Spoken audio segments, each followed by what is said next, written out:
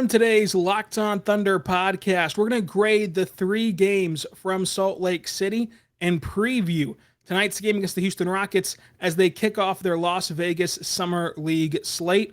This one's for all the marbles. The Thunder could walk away with a ring in just 5 games. Let's see what happens this summer in Las Vegas and grade what's already happened in Salt Lake City on today's Locked On Thunder podcast on the Locked On Podcast Network, your teams every day. You are Locked On Thunder, your daily Oklahoma City Thunder podcast. Part of the Locked On Podcast Network, your team every day.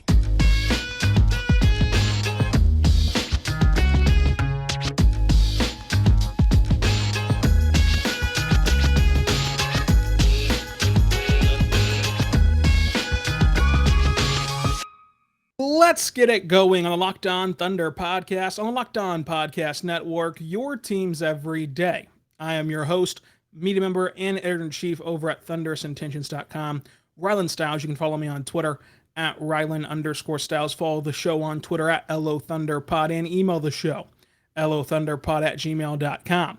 On today's show, we're going to review Game 3 of the Salt Lake City Summer League, grade the entire 3-game stretch for the Thunder in Summer League. What will Chet Holmgren's grade be after just 2 games? Plus, preview Las Vegas and preview what's going to go down tonight between the Thunder and Rockets. Chet Holmgren and Jabari Smith. So much to get to, so much to talk about. Let's start with Game 3 from Salt Lake City.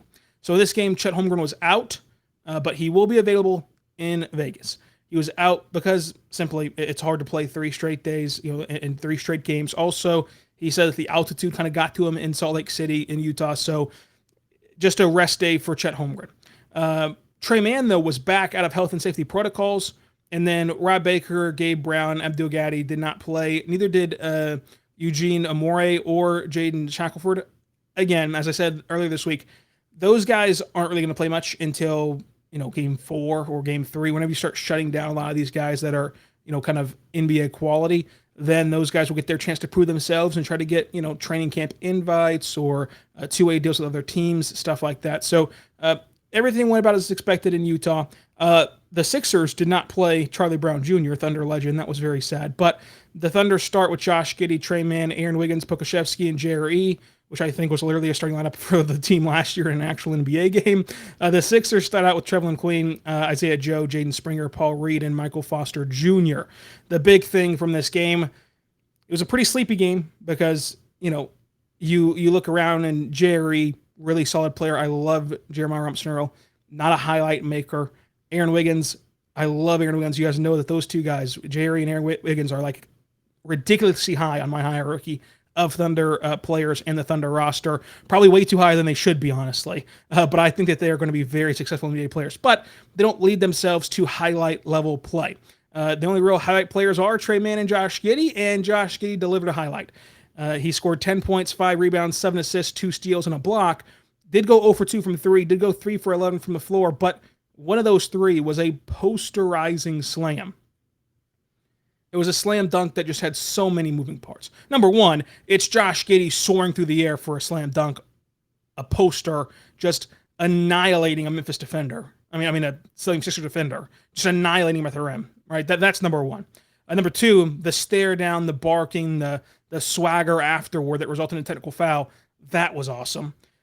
Jalen Williams-Santa Clara, his reaction the whole time from just his jaw dropping at the dunk. Then he runs over and just can't contain his excitement for Josh Giddey. That was incredible. And then the social media fallout was incredible from Josh Giddey going on Twitter saying that the technical foul was worth it in that dunk scenario. And just everything that played around that dunk was just the highlight of the day.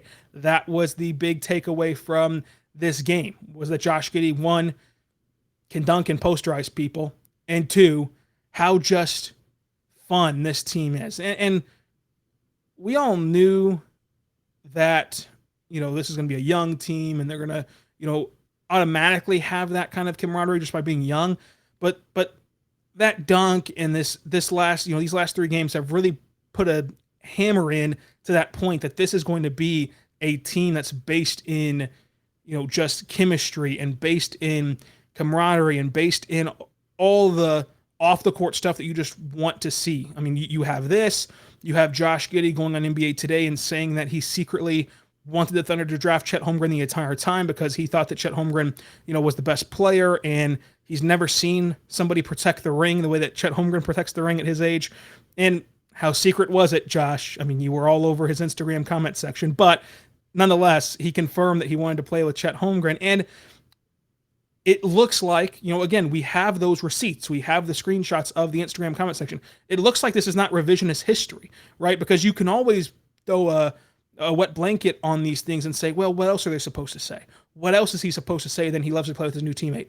No, we have the proof that this was before Chet Holmgren was even officially drafted by OKC, that was the guy that Josh Giddey wanted. So, like, just having that aspect of it, having that just kind of feel to it, the Thunder U vibe, right? Where maybe you have Chet Holmgren also pulling Josh Giddey into the interview after his epic game one. I mean, that could have been, Chet Holmgren's just staple moment. He could have had all the attention to himself, right? You look on Twitter and you look on SportsCenter after the game, which is like the first time the Thunder have been on SportsCenter in forever. You look at all these things and it's all Chet Holmgren after game one. He dominates. He gets the shutout from Kevin Durant. Like, everything was all about Chet Holmgren. And he could have just soaked that up and allowed himself to enjoy exclusively the spotlight from that, because he deserved it. But he still brought in Josh Giddey, and he would not do the interview unless he had Josh Giddey next to him. Like, those instances are just things that you want to see moving forward whenever you're building a team around. And you think about the last two draft picks that Sam Presti's made high in the draft, Josh Giddey and Chet Holmgren. Both reportedly pre-draft told their agents, get me to Oklahoma City. Now, look, will that matter in 9 years for Chet Holmgren or 8 years for Josh Giddey whenever their team control's done? Will that truly matter? Maybe not. But you'd much rather have this scenario where you have two guys in your organization that before they were drafted said, I want to be there, than the opposite. Again, it goes back to Chet Holmgren's Summer League debut. Does it really matter that he was excellent in game one of his Salt Lake City debut? Not really, but you'd prefer it to the opposite of being stellar in your debut in the Summer League. Same thing here. Does it really matter that Chet Holmgren and Josh Giddey have a great friendship, or that both of them wanted to be in OKC? Maybe not. I mean, that's a long ways away. 9 years, 8 years is a long ways away. But you'd much prefer it to any alternative. You'd much rather have this outcome than anything else. And so these 3 days in Salt Lake City were just fantastic for the Thunder. They were fantastic for Thunder fans. It was exciting to witness it on television and to just see the team interact on social media. Even after the Josh Giddey triple-double, there was more banter on social media. Jalen Williams from Santa Clara posted on his story a picture of him taking a pictureception of him taking a picture of Chet Holmgren. And he's like, this is what it's like walking around with Chet Holmgren. You get asked to take a picture of him with a fan, not even realizing that I'm a basketball player too. It was the point of it. And, that kind of stuff was just hilarious to see on Twitter. I think that it will pay off in the long run to invest in guys who want to be in Oklahoma City, to invest in high character guys who can kind of selflessly and efficiently conform into a team structure, a team identity, and like to be around each other. Compatible, likable personalities getting thrown into this melting pot. Much better than the alternative. Again, and I'm not trying to blow this out of proportion here, but again, it's much better than what could have been or what could be your reality. But that poster was the epic highlight of the night, and it was kind of just been passed around Twitter, and you have all the pictures, and especially the pictures of the Giddey stare down and the Jalen Williams reaction. It was just a lot of fun, and it was a great way to close out Salt Lake City Summer League. We'll talk about Pokusevski's great night as well, and then grade these 3 days in Salt Lake City coming up. But first, I want to say right now, our good friends over at TrueBill. Did you know that free trials renew without your consent because it's a business scam to get you out of your money? Do not let these greedy corporations pocket your money. Download TrueBill to take control of your subscriptions. TrueBill is the new app that helps you identify and stop paying for subscriptions you do not need, want, or you simply forgot about. On average, people save $720 per year with TrueBill Because companies make subscriptions hard to cancel, TrueBill makes it incredibly simple. Just link your accounts and TrueBill can cancel your unwanted subscriptions in one tap. Your TrueBill concierge is there for you whenever you need them to cancel your unneeded subscriptions, so you do not have to. TrueBill has over 2 million users to help save them $100 million per year, like Matthew B., who says, in a matter of seconds, I saved $660 for the year on my DirecTV bill, saved $120 for the year on my SiriusXM bill, and saved $840 on my year of car insurance, end quote. So do not fall for subscription scams any longer. Start canceling today with TrueBill.com/LockedOnNBA. Go right now to TrueBill.com/LockedOnNBA. It could save you thousands of dollars a year. Again, go to TrueBill.com/LockedOnNBA.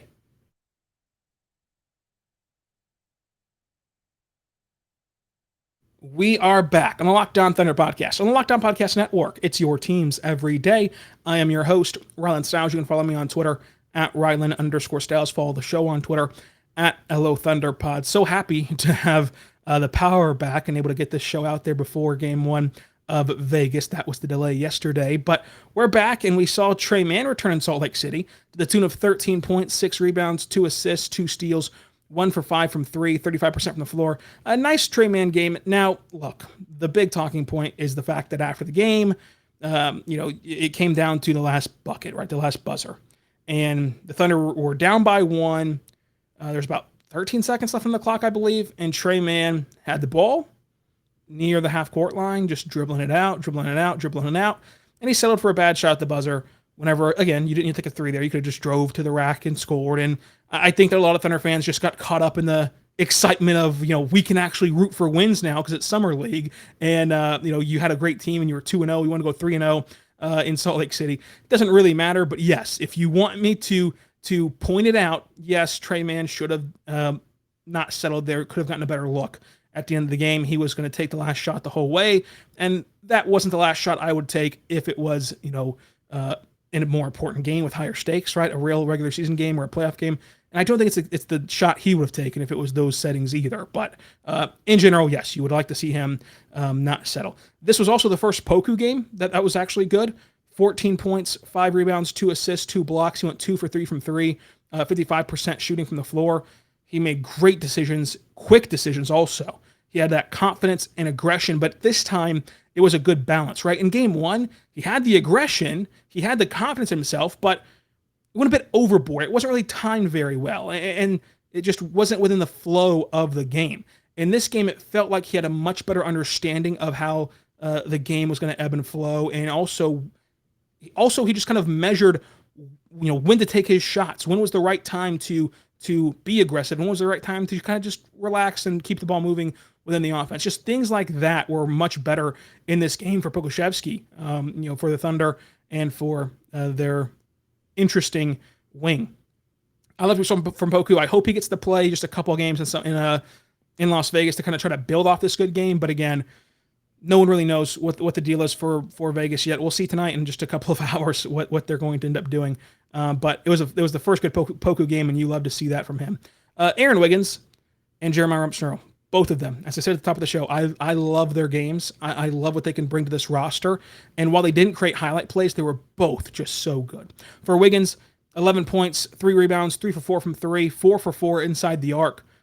He played great defense. And I said it all last year. Aaron Wiggins defended at a level that rookies should not be able to defend at. And so when you take a guy where that's his baseline of defense is a good defender, and you put him in an organization that values defense, and you put him in an organization that has one of the best young defensive minds in the entire NBA in Cam Woods, who's also the Summer League head coach, and you give him a team that is led by Mark Daigneault, who will be very creative, who will implement team style of defense that can really show what all Aaron Wiggins can do. And I think that this is the perfect fit for Aaron Wiggins and the Thunder. And I think that he can be a just picture perfect 3-and-D caliber of player. And you saw that on display in Summer League last year. You're seeing that on display in Summer League this year as well. Jeremiah Robinson-Earl had 10 points, 7 rebounds, 2 assists, 1 for 2 from 3, 50% from the floor. He took a charge also as the Jalen Williams special from Arkansas. He also just looks more versatile. And I think that Jeremiah Robinson-Earl made a strong bid in this game to show you his improvement, right? We've seen the body overhaul over the last few games in Salt Lake City, right? Whenever he stepped on the floor game 1 in Salt Lake City, it was very noticeable. Like the fact that he just looked ripped and he looked just awesome, in shape-wise. And he looked more sturdy. Again, it's not like he bulked up and just became this, 225-pound pure muscle machine, but he looked to be stronger and more sturdy down low. And that is a very good compliment defensively to Chet Holmgren. And I think that there's a lot of signals that should go off in your head about when you're trying to figure out this starting lineup and trying to get in the head of Mark Daigneault and trying to figure out what the Thunder will do. They liked starting him last year. I mentioned that the day that they drafted him, that he'd be a really good player and would be, a guy that shoves Roby out of the picture, and he did. And he started a lot of games last year, before getting hurt and all of that. So when you look at Chet Holmgren and you look at Jeremiah Robinson-Earl as a pair, I like that more than even Darius Bazley. Now look, personally, I still believe in Darius Bazley, and I know a lot of people do not. Personally, if the Thunder want to start him, I have no problem with that because I think that Darius Bazley can be poised for a breakout in this season. And I've been saying that for 2 years. I know it is tiring at this point, but you look at what he's done. He's gone from 208 to 220 in his weight so far this offseason, and we're still only in July. It seems as though he's dedicated to working hard and to getting better and to, enter this next season as prepared as he can to play meaningful minutes. And remember, this is a contract year. This is a year that can decide the fate of his NBA career. Now he's hooked up with Clutch Sports, and he's going to be a guy that gets another shot no matter what happens this year. He could play terrible this year, and he's going to get another shot. But still, this will really have your perception of your NBA career shaped in this year if you're Darius Bazley. And he's doing all the necessary steps to make that a good one. So personally, I still like the idea of starting Darius Bazley. However, you're seeing how Jeremiah Robinson-Earl is a better three-point shooter than Bazley. And it looks like he's going to be a better low post defender than Bazley, just in the sense of absorbing contact down low and absorbing the body. However, I would push back on that a bit. I think that we might be getting caught up in the moment a little bit because we just saw Jeremiah Robinson-Earl play 3 games and we haven't seen Bazley play since April. Bazley was incredible defensively, including down low last year. I think that Bazley's still a better defender and more versatile defender than Jeremiah Robinson-Earl. The thing is, though, offensively, if I got to pick one to help the Thunder play 5 out and drive and kick and all the things that they want to do, I'm picking Jeremiah Robinson-Earl because of the 3-point shot until proven otherwise. So I would pick on that 3-point shot from Jerry. I do like Jerry a lot. So I think that whenever you're trying to figure out what will the great debates be between now and October, that's going to be one. So get ready, pick your side, do what you need to do. But I think that one of the great debates will be, do you start Darius Bazley or do you start Jeremiah Robinson-Earl? And Robinson-Earl is making a great case for himself over these last few games, and we'll see if he continues to play in Vegas or not. But we'll see. I think that it can go either way, and this is another decision that I call a lose-lose decision because if you're the Thunder, I can argue both sides. If you start Bazley, I can defend that totally. And if you start Jeremiah Robinson-Earl, I can defend that totally. There's no obvious wrong answer. Therefore, you're just kind of having to pick between 2 really good options, and that's the hardest one to make. Those are the hardest decisions to make whenever there's not a clear and total obvious bad decision. So we'll see how that all transpires. I like both players a lot. My opinion of Bazley has been different than a lot of people's, and that's been well documented. But I haven't get up on him yet. Much of this, you're going to have a lot of Thunder fans, and we'll see if that is the right move or not. Hopefully he can start to play a bit better. And look, as much as I love Darius Bazley, he needs to play better. That's the bottom line. He needs to play better on the offensive end of the floor. I've made the point that the Thunder need to also use him better on the offensive end of the floor, but all in all, it's still up to Darius Bazley to happen this offseason. Now, I want to talk about BetOnline.ag, folks. They are the best place to bet on all your sport action. They have basketball, baseball, UFC, MMA, NFL, college football, college basketball, boxing. They have everything you need. Olympic sports, everything you need over there at BetOnline. Even have Eurobasket stuff coming up, everything you'd want. But they also have Summer League and future props. Let's start with Summer League. The Thunder right now are 4.5-point favorites against the Houston Rockets. Now, this is a tricky line because they've set this line without us knowing for sure who's going to play. and who's going to be in action. Will Josh Giddey play, for example? Will, Poku play, for example? Those are two guys that Sam Presti said earlier won't play in Vegas. He also said earlier that they'd pick up Lu Dort's option. So let's not bank on them not playing, but also I do think that it's more likely that Giddey doesn't play than it is that he does. But there's still hope he will play in Vegas. Let's just say that. I'd still take Thunder -4.5. I did not like what I saw from that Houston team. Not that I didn't like their players. I like their individual players. It just didn't look as seamless of a fit immediately, which is no shot at Houston, as it did in OKC, for example. For example, there was times where Houston wouldn't pass Jabari Smith the ball. There was times where Houston didn't get him involved, and then he disappeared in the background. So that stuff is an interesting note in all of this. So I'd take Thunder -4.5. I'll probably be wrong, but if you want to bet with me tonight, you can bet on that. Coming up, though, we'll talk about that game and talk about Salt Lake City as a whole.